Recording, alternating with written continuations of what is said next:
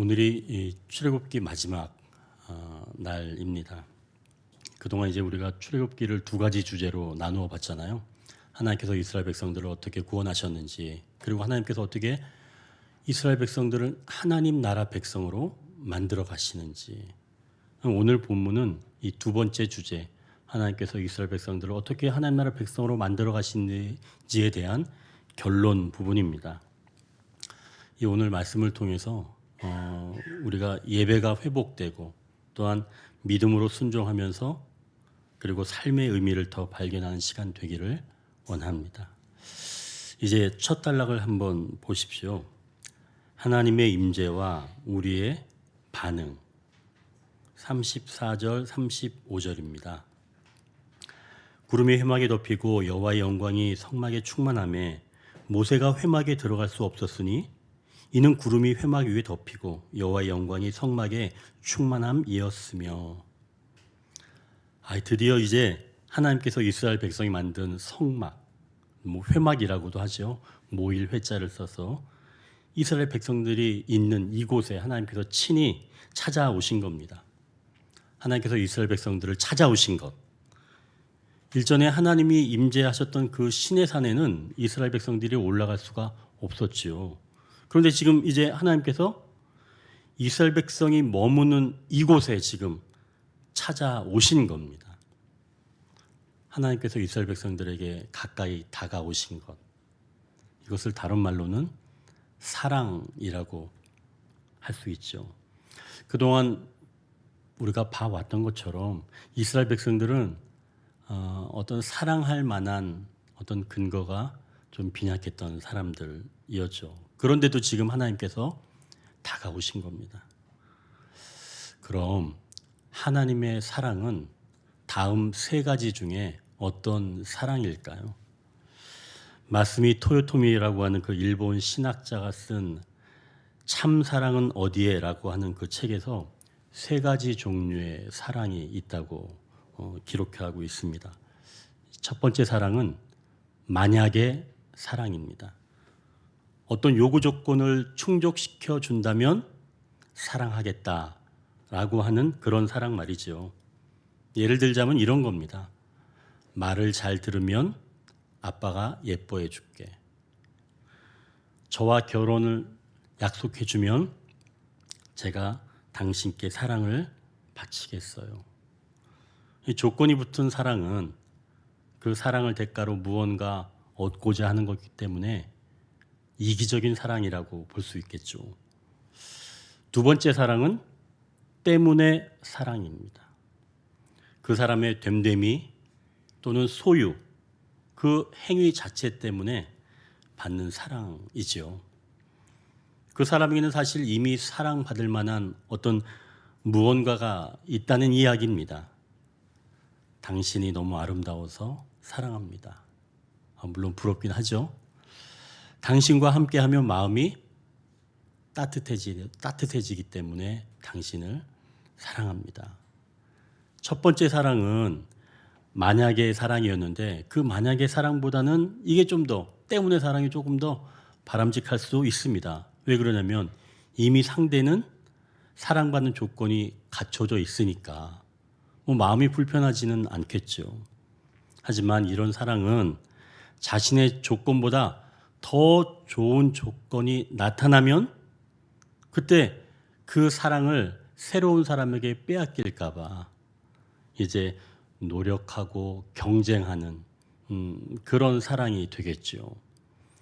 예를 들자면 젖먹이 아기에게 동생이 태어나면 그 동생을 싫어하겠죠. 또 반에서 인기가 있는 그런 소녀가 있었는데 새로 전학 온 그런 소녀가 더 예쁘다면 그 전학 온 친구를 못마땅해 하겠죠. 그런데 이 두 번째 사랑, 이 때문에 사랑이 좀 더 큰 문제가 있습니다.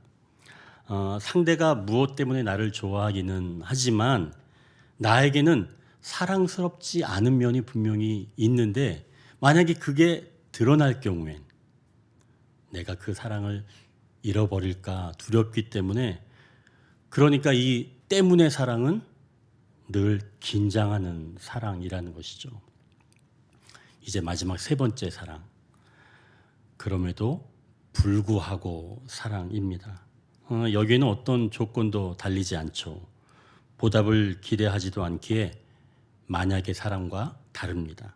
또 어떤 매력이 있어서 사랑받는 것도 아니기 때문에 조금 전에 이야기했던 두 번째, 때문에 사랑도 아닌 것이죠.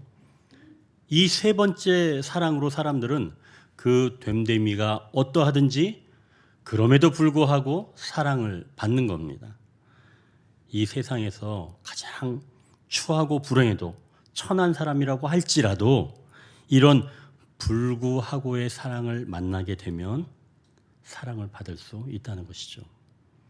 이 사랑을 받기 위해서 우리가 뭐 착해지거나 또는 외모를 가꾸거나 재산을 모으거나 또는 자기 자신에게 어떤 잘못 또 무지 또 나쁜 습관 또 나쁜 이력이 있어도 그럼에도 불구하고 그 사람을 있는 대로 사랑을 받고 사랑을 준다는 것이죠.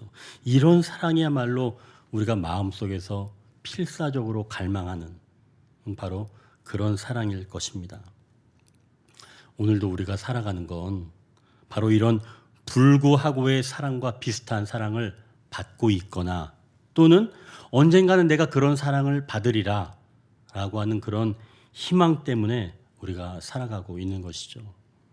그런데 이 사랑을 우리가 사회에서 받을 수 있을까요? 사회에서 받을 수는 없습니다. 그 이유는 이렇게 큰 사랑을 사회에서는 담아내지 못하기 때문이죠. 그래서 이 세상에서 가장 귀한 사랑은 바로 불구하고의 사랑입니다. 하나님께서 오늘 이 본문 이스라엘 백성에게 찾아오신 바로 그 사랑이 이렇게 불구하고의 사랑이라는 것이죠. 이 하나님은 애굽 백성들이 이스라엘 백성들이 애굽에 있을 때 막 울고 있었죠. 하나님께서 그 음성을 들으시고 애굽에 찾아가셔서 그 사람들을 설득시키고 바로를 잠잠하게 하시고 그리고 광야로 인도해 주셨습니다. 그런데 우리가 그동안 나눈 것처럼 이스라엘 백성들이 이 광야에서 늘 불만이 많았잖아요. 언제든지 마음에 들지 않으면 애굽으로 돌아가겠다고 으름장을 놓았습니다.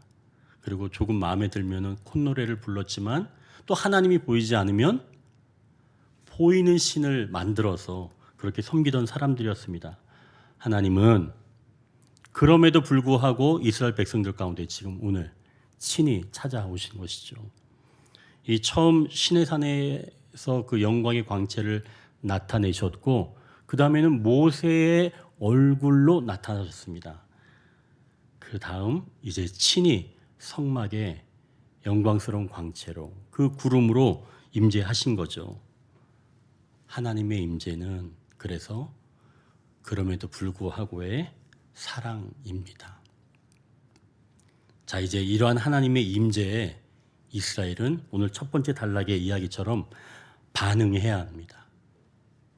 이제 35절을 한번 보시면 모세가 회막에 들어갈 수 없었으니 라고 말씀합니다. 모세가 사실은 24장에 보면 하나님께서 시내산에 그 영광의 광채가 있을 때 모세가 그 구름 속으로 들어갔었습니다. 모세는 이미 경험을 했던 거죠. 그러니까 모세는 그때를 기억하고 성막에 구름이 있어도 자신은 들어갈 수 있겠지 하고 들어간 겁니다. 근데 지금 여기서 보니까 35절에 보니까 모세가 회막에 들어갈 수 없었다고 말씀을 하고 있는 거예요. 모세가 당황하지 않았을까요? 너무나 거룩해서 모세조차 들어갈 수 없게 된 겁니다. 하나님의 그 영광스러운 그 성막에 말이죠. 그저 모세도 떨어져 있으면서 하나님을 배우는 그런 자리에 있을 수밖에 없는 거죠. 이게 이제 신약에 와서는 예수님께서 십자가에서 돌아가시면서 성소의 휘장이 찢어졌죠. 이 일로 모든 사람들이 하나님을 내 안에 모실 수 있게 되었습니다. 고린도전서 3장 16절에 이렇게 기록하고 있습니다. 너희는 너희가 하나님의 성전인 것과 하나님의 성령이 너희 안에 계시는 것을 알지 못하느냐. 이 말씀처럼 우리 안에 모신 성령님으로 인하여 이제 우리가 하나님의 성전이 되었다는 겁니다. 구약시대 성도들은 하나님의 거룩하심 때문에 들어갈 수 없었던 그 성전을 성령 시대를 사는 우리는 하나님이 찾아오셨기에 우리가 곧 성전이 되었다는 것이죠. 모세도 들어가지 못했던 성전입니다. 그런데 우리는 지금 하나님을 여러분 각자 마음속에 지금 모시고 계시는 거예요. 그러면 구약의 하나님과 지금 내 안에 모신 하나님과 다른 하나님이에요? 아니에요. 동일한 하나님입니다. 그때 하나님과 지금 하나님은 동일한 하나님이에요. 왜요? 하나님은 영원토록 동일하시니까요. 그 거룩하신 하나님께서 지금 우리 마음 안에 계신 겁니다. 여러분 그렇게 생각하면 얼마나 두 가지 감정이겠죠. 얼마나 감격스럽고 또 한편으로는 죄송스럽고. 너무 거룩하셔서 부정한 것은 가까이지도 못하게 하시는데 우리가 마음으로라도 이렇게 악한 생각을 품거나 있을 때는 하나님 이 안에서 얼마나 괴로우실까요? 여러분 그렇겠죠? 여러분 괜히 불편하게 해드리려고 제가 이런 말씀 드리는 게 아닙니다. 그럼 이렇게 사실은 불구하고의 사랑으로 우리 심령 안에 계시는 하나님께 우리는 반응해야 한다는 것이죠. 그럼 우리는 어떻게 반응해야 할까요? 모세가 하나님을 배우는 모습에서 우리가 엿볼 수 있습니다. 모세가 하나님을 배우려고 이렇게 다가갔잖아요. 우리도 하나님을 배우는 모습으로 다가가는 겁니다. 그러니까 요즘으로 이렇게 본다면 이렇게 함께 예배드리고 찬양하고 기도하는 것이 바로 하나님의 임재에 대한 우리의 반응인 것이죠. 이러한 우리의 반응은 하나님의 불구하고의 이 사랑을 더 깊이 느끼게 해줍니다. 그렇게 찾아오신 분을 우리가 정성스럽게 맞이하면 하나님 얼마나 더 보람을 느끼실까요? 여러분 불구하고의 이 사랑은 한 번만 받고 그냥 끝나는 게 아닙니다. 이것은 우리가 일평생 누려야 하고 누려야 됩니다. 또 누릴 수 있습니다. 날마다 하나님께 나와 이 사랑을 확인하고 또 얻어간다면 우리의 심령도 하나님의 영으로 어느새 충만해지는 거예요. 그래서 이 사랑을 우리도 어느 틈엔가는 흉내내면서 다니게 됩니다. 불구하고의 사랑 말이죠. 아마 나중에는 흉내가 아니라 진짜 그것을 가진 사람처럼 아마 사랑하며 살아갈 겁니다. 그게 하나님을 닮아가는 모습이겠죠. 결국 이것이 곧 하나님의 임재에 대한 우리의 반응입니다. 자, 이제 두 번째 단락을 보십시오. 하나님의 인도하심과 우리의 응답. 36절, 37절입니다. 이것은 우리가 같이 한번 읽겠습니다. 구름이 성막 위에서 떠오를 때에는 이스라엘 자손이 그 모든 행진하는 길에 앞으로 나아갔고 구름이 떠오르지 않을 때에는 떠오르는 날까지 나아가지 아니하였으며 이스라엘 백성들은 구름이 떠오를 때 행진하고 구름이 떠오르지 않으면 기다렸습니다. 그럼 행진의 기준은 뭐라는 얘기예요? 구름이라는 거예요. 구름이 기준입니다. 구름이 뜨면 가는 겁니다. 구름이 뜨면 떴는데 나 안 갈 거야 그럴 수 있어요? 그럼 혼자 광야에서 혼자 남아야 되잖아요.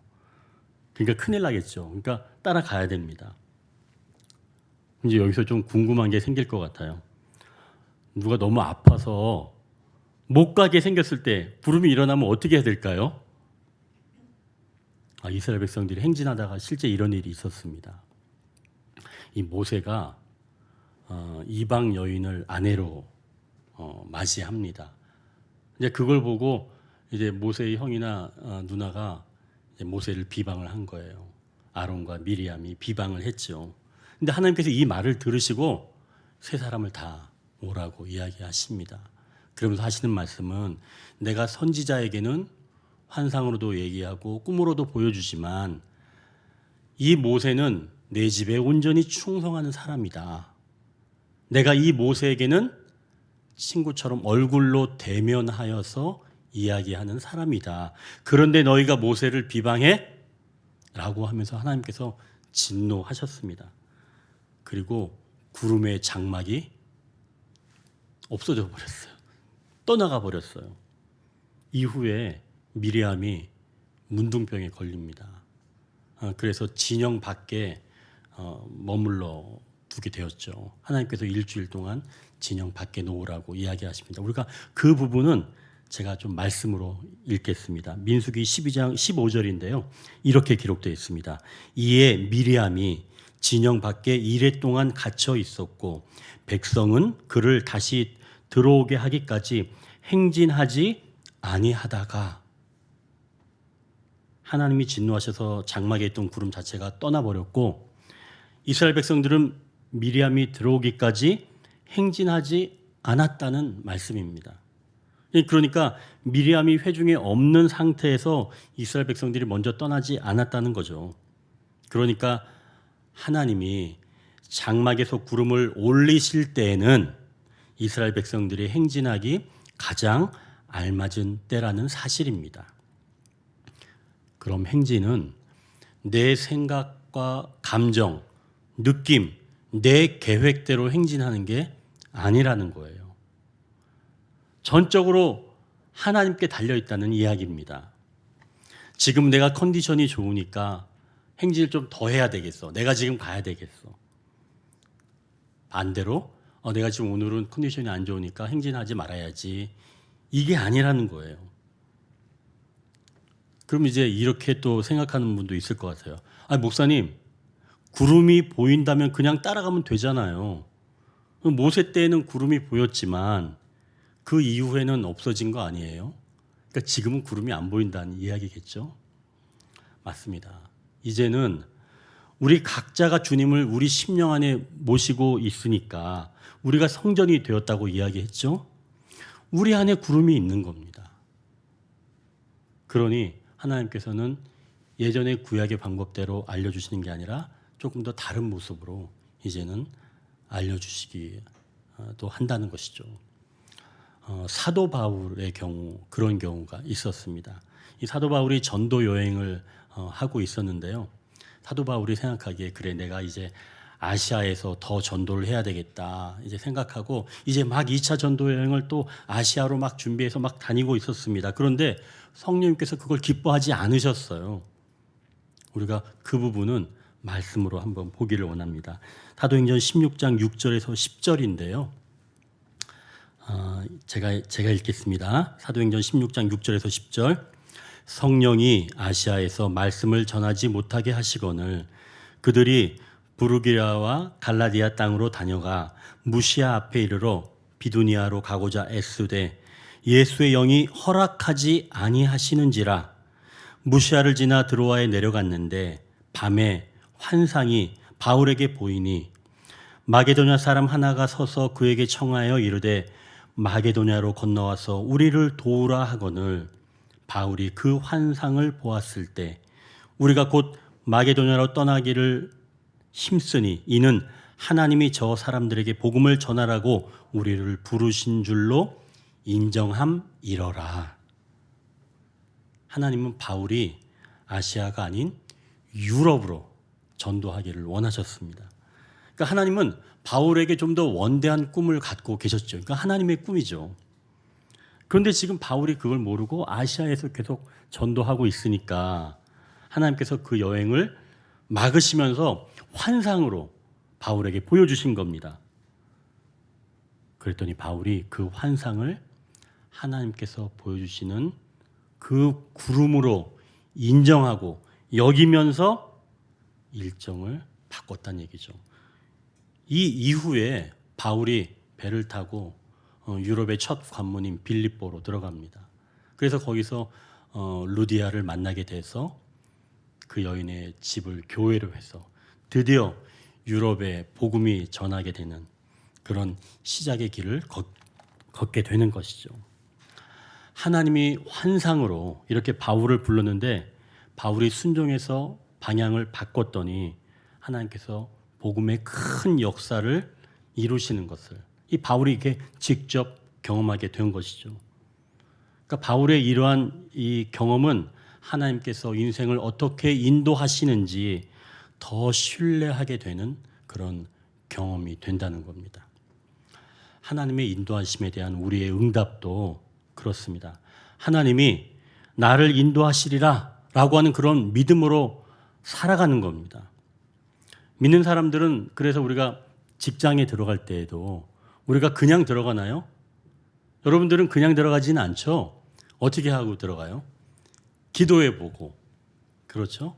기도해보고 들어갑니다. 하나님께서 기뻐하시는 직장이 어떤 직장인지, 또 자신이 들어가서 주님이 기뻐하시는 자로 직무를 감당하도록 그렇게 기도하면서 직장을 구하는 거죠. 그럼 그렇게 얻은 직장이라면 특별한 일이 생기기 전까지 그냥 다니면 되는 거예요. 눈 돌리지 말고 그냥 쭉 다니면 되는 겁니다. 그게 주님의 뜻이에요. 내가 그곳에서 할 수 있는 역할이 끝나면 하나님께서 다른 곳으로 옮겨 주십니다. 거기에서 내 감정이나 느낌 그리고 이런 것들로 인해서 내가 길을 변경하는 게 아니라 왜 내가 이것을 변경하려고 하는가 진짜 내 속마음을 헤아려 본다면 내 숨은 동기를 알 수 있다는 것이죠. 내 숨은 동기가 주님이 기뻐하지 않는 거라면 그건 아직 때가 아닌 겁니다. 하나님께서 나에게 주신 장점들은 사회에서 여러 가지 직무를 감당할 수 있도록 하신 겁니다. 그리고 그 여러 가지 직무 중에 선택은 내 몫인 거예요. 그러나 그 선택의 기준이 무엇인지 내 마음을 점검하면서 직종을 정할 수 있다는 것이죠. 이렇게 하나님께서 내 인생 걸음걸음을 인도해 주시리라 라고 하는 이런 믿음과 그 믿음으로 걷다 보면 삶에서 인도하시는 하나님을 경험할 수 있다는 것입니다. 그때 우리의 마음이 더 풍성해지는 것이죠. 결국 하나님의 인도하심을 믿는 우리는 삶에서 순종함으로 하나님의 인도하심을 더 풍성하게 경험할 수 있다는 사실입니다. 그것이 바로 우리의 응답이라는 것이죠. 전에 섬기던 교회에서 한 청년이 저에게 직장을 옮기는 문제로 상담을 요청을 했습니다. 다니고 있는 회사의 이야기를 제가 그래서 쭉 들어보니까 진짜 이 청년이 옮겨야 되겠더라고요. 문제는 자신이 맡고 있는 그 프로젝트가 있는데 그 프로젝트가 아직 끝나지 않았고 이 자신이 그것을 맡겠다 처음부터 얘기했고 자기가 해야지만 이렇게 좀 이렇게 매끄럽게 끝난다는 이야기를 저한테 곁들였습니다. 근데 이제 문제는 뭐냐면 그 회사 말고 다른 회사에서 정말 좋은 조건으로, 그러니까 더 좋은 조건으로 스카우트 제의가 들어오는 겁니다. 그러니까 이 청년이 고민을 한 거겠죠. 사실 이제 이런 상담은 굉장히 어렵죠, 난처하죠. 물론 이제 하나님께 물어서 기도하고 마음을 감동 주시면 그걸 이야기 하면 되는 거 아닌가라고 생각할 수 있지만 그게 말처럼 쉬운 거는 아닙니다. 그래서 이제 그 청년과 그래 우리 한번 좀 기도해 보자고 일주일 동안 기도를 했습니다. 그래서 얻은 결론은 그 청년에게 움직이지 말고 그 회사에 그냥 있어라. 그 프로젝트를 끝내는 게 주님이 더 기뻐하실 것 같다라고 하는 마음이었어요. 그래서 그렇게 얘기했더니 그 청년이 동의를 해줬습니다. 그래서 이제 그 청년이 거기에 더 있었죠. 그렇게 하고 한 달이 지났나요? 저한테 전화가 딱 왔어요. 근데 뭐라 그러냐면 지금 다니고 있는 그 회사가 문제가 생겼다는 겁니다. 그래서 자기가 어쩔 수 없이 지금 퇴사를 해야 된다는 거예요. 제가 그 얘기를 듣고 너무나 난감했습니다. 아니 그때 그냥 퇴사하고 다른 회사 갔으면 될 텐데 목사님 때문에 저 이렇게 됐으니까 어떡합니까? 이렇게 얘기하진 않더라고요. 그 청년이 감사하게 그래도 하나님께서 무슨 뜻이 있겠죠. 이렇게 저한테 이야기를 하더라고요. 제가 딱 그 얘기를 들으니까 야 얘는 나보다 더 믿음이 좋다. 그렇게 생각이 됐습니다. 근데 그리고 나서 이제 며칠 뒤에 전화 통화를 다시 한번 했는데 뜻밖의 얘기를 하는 거예요. 이제 회사를 이제 정리하는 이제 마지막 날 자기가 우연히 인터넷에 들어가서 뭘 검색하다가 국가에서 국비로 자기 관련 업무 견적 프로그램을 교육해 주는 게 있다고 하더라고요. 그거를 자기가 그 전에 하고 싶었는데 너무 좀 비용이 비싸고 시간도 없고 그래서 못했던 거랍니다. 근데 그거를 국비로 할 수 있는 그 기회가 나왔다는 거예요. 그래서 자기가 이제 마지막 날 간신히 어떻게 접수를 했다는 겁니다. 근데 이제 국비니까 비용을 안 내니까 많은 사람들이 지원했을 거 아니에요. 경쟁률도 굉장히 높았다는 겁니다. 근데 감사하게 그쪽에서 연락이 왔다는 거예요. 이 청년이 합격했다고. 그래서 이 청년이 그걸 국비로 자기 돈 한 푼 안 내고 다 배워서 그러니까 기술이 완전히 그건 신기술이라 무슨 도면을 넣으면 뭐 견적이 다 되는 뭐 그런 프로그램인가 봐요. 이제 그 청년이 이제 건축 디자인을 전공했던 청년인데 결국 그 교육을 6개월 동안 다 받고 나중에는 더 좋은 곳으로 가게 되었습니다. 여러분 오해하지 마십시오. 더 좋은 곳으로 갔다 이것을 강조하기 위한 게 아닙니다. 그보다는 우리가 어떤 상황이든지 하나님께서 나를 인도해 주실 거다라고 하는 그런 믿음을 가지고 내가 원하는 길, 내가 원하는 시간에 움직이는 게 아니라 하나님께서 나를 인도하실 거다라고 하는 그런 믿음을 가지고 삶에서 순종할 때 하나님의 인도하심을 더 풍성하게 경험할 수 있다는 것이죠. 바로 이것이 우리의 응답이라는 겁니다. 이제 세 번째 단락입니다. 하나님의 보여주심과 우리의 탐색. 38절을 같이 읽겠습니다. 낮에는 여호와의 구름이 성막 위에 있고 밤에는 불이 그 구름 가운데 있음을 이스라엘의 온 족속이 그 모든 행진하는 길에서 그들의 눈으로 보았더라. 아멘. 이 광야는 일교차가 심하게 나면 한 50도도 난다고 합니다. 그러니까 낮에 뜨거워진 그 바위가 저녁에는 맹추위로 바위가 쩍쩍 갈라지는 소리가 저녁에 막 난다는 거예요. 자, 그러면 낮에 그렇게 불볕 더위에서 구름 한 점 없으면 어떻게 돼요? 큰일 나죠. 일사병 걸리겠죠. 그런데 하나님께서 구름을 다 그렇게 앞세워서 가주시는 겁니다.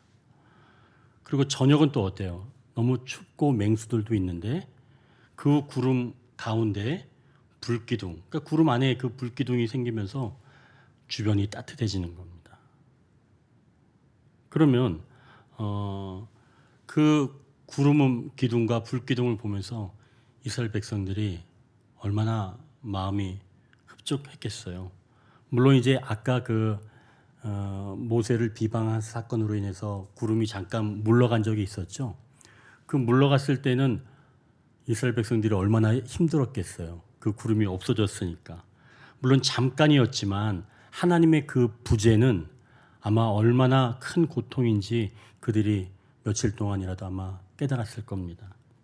그러니까 매번 당연하게 있어야 하는 것, 또 있는 것, 이것들에게는 우리가 좀 감사하기 어려운데 잠깐이라도 그것이 없게 되면 그때는 깨닫게 되죠. 그러니 이스라엘 백성들이 이렇게 하나님께서 구름 기둥, 불 기둥 이렇게 보여주시는 것은 하나님을 더 알아가는 기회가 된다는 것이죠. 그건 결국은 하나님께서 보여주시는 겁니다. 하나님이 어떠한 하나님인지 보여주시는 거라는 거죠. 하나님은 낮의 해와 밤의 달로 인해서 상치 않도록 우리를 지켜주시는 하나님이신 줄 믿습니다. 또 왜 이토록 우리를 지켜주시는지 그 삶의 의미를 우리가 하나님을 바라보면 바라볼수록 알아갈 수 있다는 것이죠. 하나님은 그래서 구름을 보여주시면서 이스라엘 백성들이 그러한 사실들을 진정으로 깨닫기를 원하셨다는 것입니다. 하나님을 더욱더 알아가는 것, 그리고 이스라엘 백성들의 그 삶의 의미, 우리가 이것을 더 많이, 더 깊이 알아간다면 감사와 함께 내 삶의 의미대로 찾아가서 살아갈 수가 있다는 것이죠. 그래서 하나님은 그런 것들을 더 선명하게 보여주시려고 다양한 방법으로 우리에게 하나님의 그 말씀, 하나님의 어떤 존재인지를 얘기해 주십니다. 하박국 2장 2절에 이렇게 기록되어 있어요. 여호와께서 내게 대답하여 이르시되 너는 이 묵시를 기록하여 판에 명백히 새기되 달려가면서도 읽을 수 있게 하라. 하나님께서 우리가 그냥 빨리 달려가면서도 읽을 수 있도록 크게도 보여주신다는 거죠. 아까 바울의 경우처럼 말이죠. 선명하게 할 수 있도록. 그러니까 하나님께서 우리가 꼭 알아야 할 일일수록 더 선명하게 보여주시고 나타내 주시고 깨우쳐 주신다는 말씀입니다. 그래서 우리는 하나님이 어떤 하나님인지 알아가고 내 삶의 의미를 탐색할 수 있다는 것이죠. 여러분, 우리는 더 하나님을 알아가야 합니다. 이것에서 게으름 부리면 안 됩니다. 더 하나님을 알아가야 하는 것이죠. 자, 그럼 이것을 우리가 우리 삶에 한번 적용해 본다면 하나님께서 지금까지 나에게 주신 것, 위험한 순간마다 나를 지켜주시고 또 지금까지 오게 하신 그 은혜를 잠잠히 살피면 하나님이 어떠한 하나님인지 보여주시는 것만큼 알게 되면서 그 안에서 삶의 의미를 발견할 수 있다는 것이죠. 하나님을 알아가는 방법은 다양하게 있지만 가장 확실한 방법은 성경 안에 있습니다. 일반 책도 예를 들어서 고등학교 때 읽었던 그 책을 여러분 대학교 졸업하고 나서 읽어본다고 생각하십시오. 아니 조금 더 커서 읽어본다고 생각하십시오. 그러면 처음에 읽었던 내용 그런 것들이 그냥 똑같이 읽혀지나요? 그렇지 않습니다. 대학교 졸업할 때 읽으면 더 감동이 다르고요. 더 장성해서 읽으면 그동안 보지 못했던 것들도 발견할 수 있다는 것이죠. 성경도 마찬가지입니다. 계속 신앙생활을 해왔다면 새로 믿기 시작한 때 읽었던 성경보다 나중에 몇 년 지나서 읽게 되면 똑같은 구절인데도 다른 감동으로 다가옵니다. 영적으로 성장한다면 이렇게 매번 같은 구절을 읽어도 다르게 느낄 수 있다는 것이죠. 그러니까 하나님을 더 알아갈수록 어떤 상황이 오면 전과는 다르게 반응할 수 있게 된다는 겁니다. 예전에는 내가 어떤 상황이 오면 불편해서 내가 힘들어했는데 내가 장성하게 되면 하나님을 알아가게 되면 이제는 똑같은 상황이 오더라도 내가 이제는 거기서 두려워하지 않게 되는 거예요. 왜요?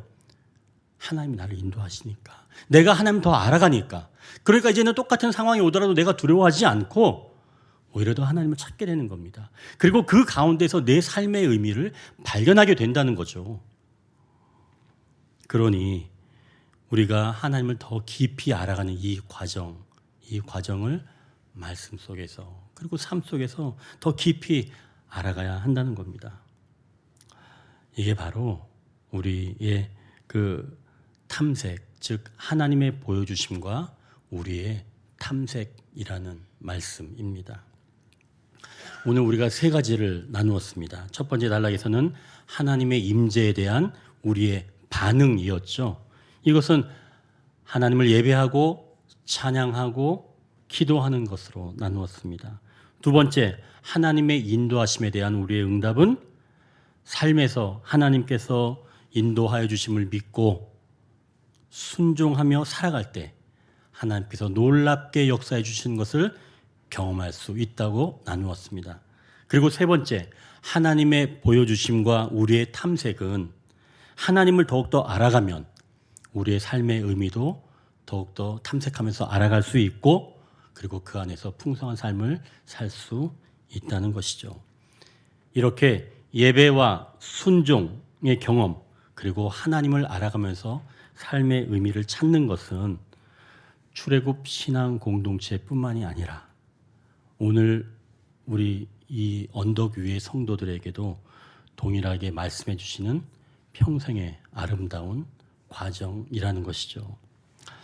하나님은 이 발걸음을 우리 혼자 걷지 않게 하시고 이렇게 언덕 위에 공동체로 묶어 주셨습니다.